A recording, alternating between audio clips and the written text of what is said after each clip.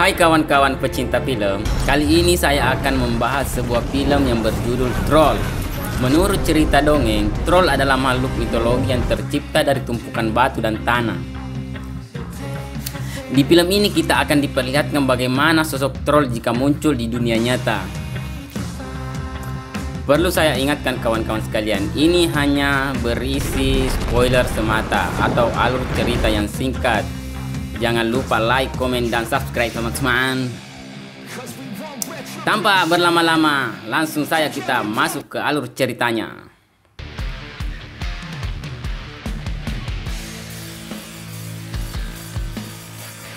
Di sebuah gunung batu Norwegia, terlihatlah seorang anak perempuan bernama Nora yang sedang mendaki gunung bersama ayahnya.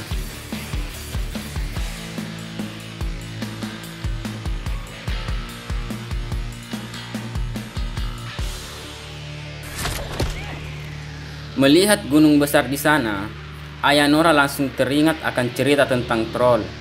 Dulu saat pernikahan troll, ada 13 troll yang mabuk sampai lupa waktu.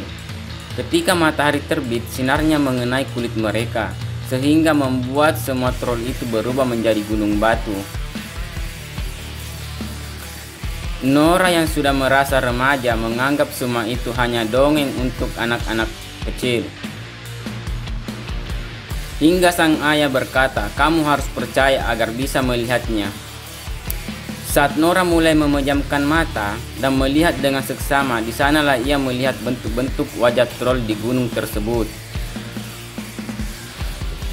20 tahun kemudian, saat itu pemerintah sedang melakukan penggalian gunung untuk mewujudkan pembangunan jalur kereta yang baru. Di sana terlihat ada beberapa demonstran yang tidak setuju karena penggalian itu bisa merusak alam. Untuk mempercepat proses penggalian, para pekerja sepakat untuk meledakkan gunung tersebut, dan setelah ledakan itu, inilah yang terjadi.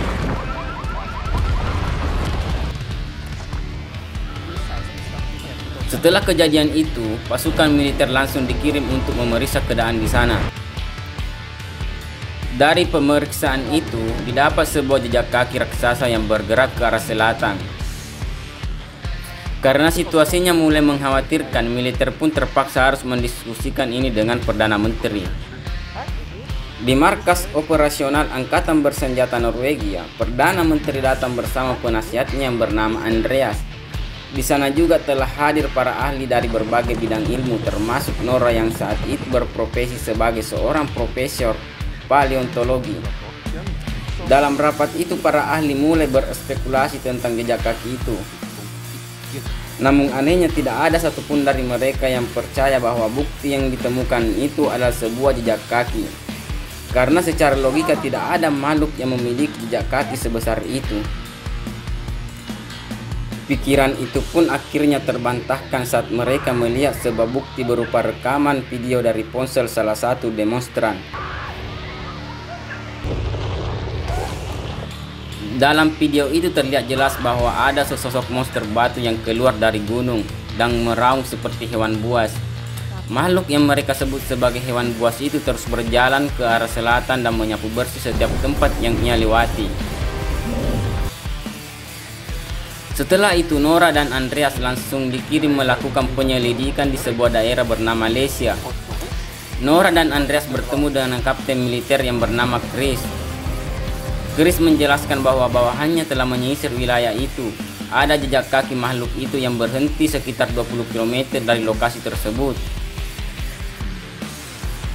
Kemudian mereka menginterogasi salah satu pasangan lansia yang terkena imbas akibat monster batu itu.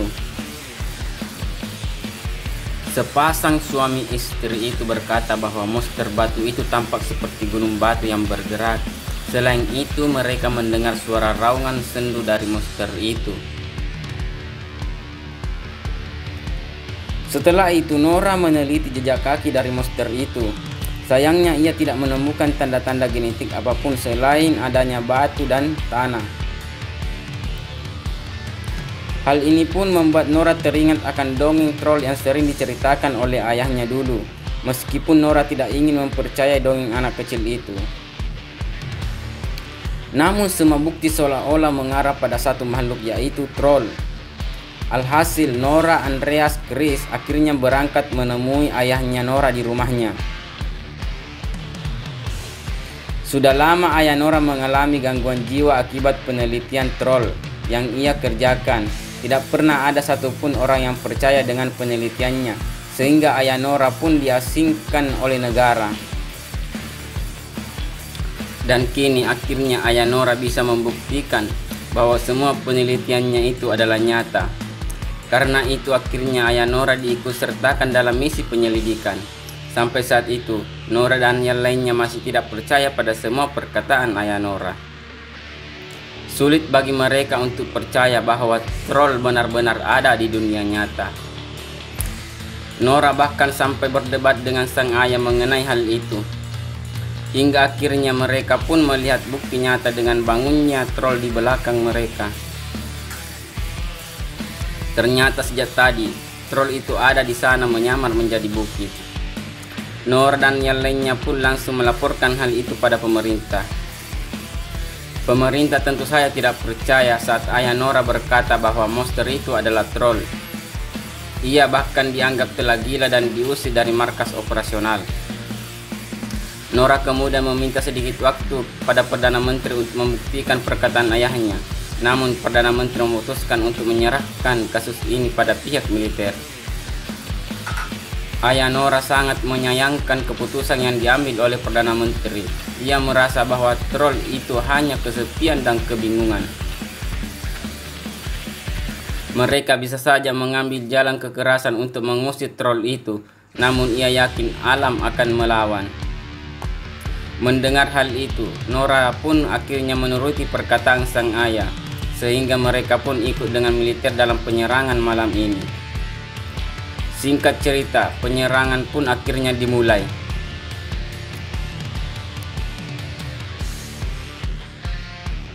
Pihak militer mulai menembak dengan berbagai senjata milik mereka. Dapat dilihat, semua itu hanya sia-sia karena troll adalah batu yang tak bisa ditembus oleh senjata apapun. Yang ada setiap serangan yang mereka lakukan hanya membuat troll itu semakin marah. Setelah itu, troll pun membalas serangan mereka dan membunuh begitu banyak pasukan militer. Ia bahkan menelan salah satu prajurit yang saat itu sedang terluka.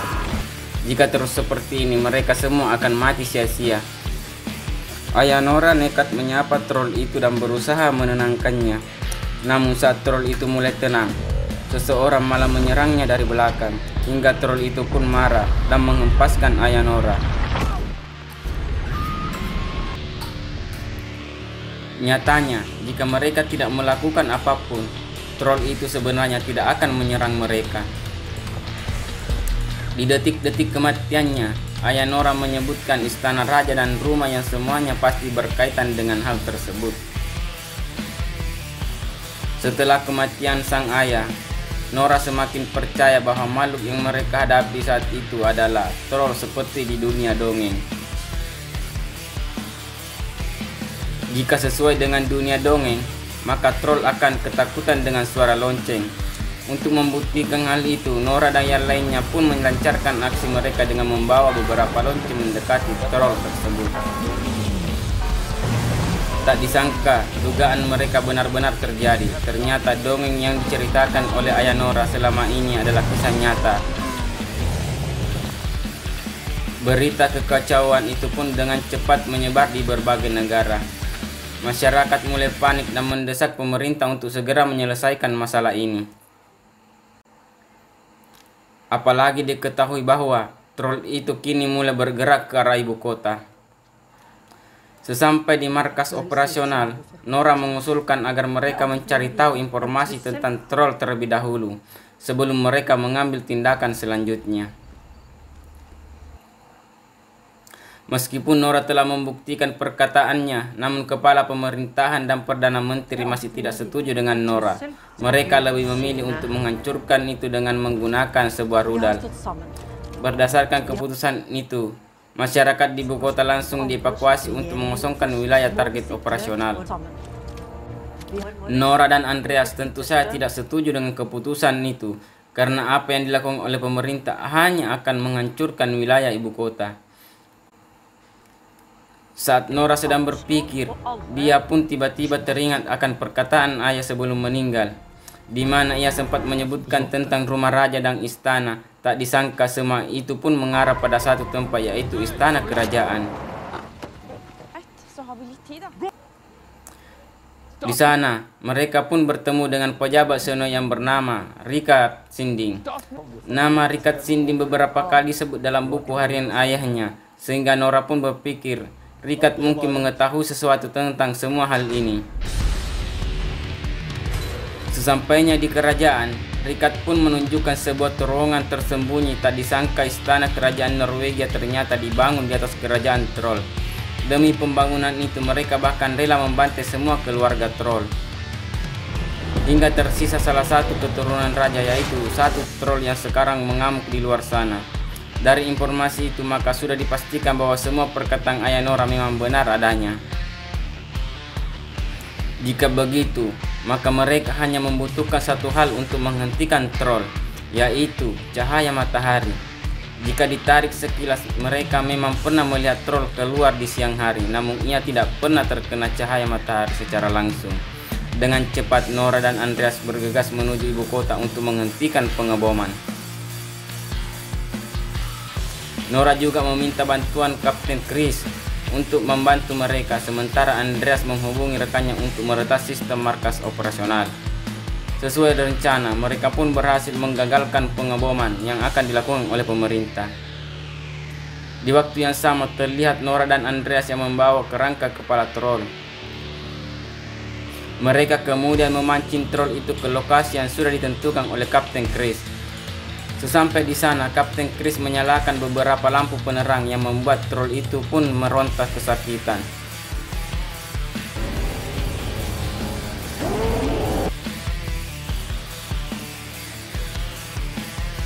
Melihat hal itu, Nora merasa kasihan. Bukan ini yang ia inginkan. Dia benar-benar tidak tega mendengar suara raungan kesakitan dari troll itu. Nora pun menangis dan berteriak meminta troll itu untuk pergi dan kembali ke gunung. Namun di saat itulah matahari mulai terbit dan membuat troll itu terbakar dan berubah menjadi bukit batu. Kemudian bukit itu diberi nama Bukit Tobias sesuai dengan nama ayah Nora. Dan film pun akhirnya selesai. Jadi itulah tadi teman-teman keseluruhan alur cerita film Troll. Semoga teman-teman sekalian dapat mengerti alur ceritanya. Sampai jumpa di alur cerita berikutnya.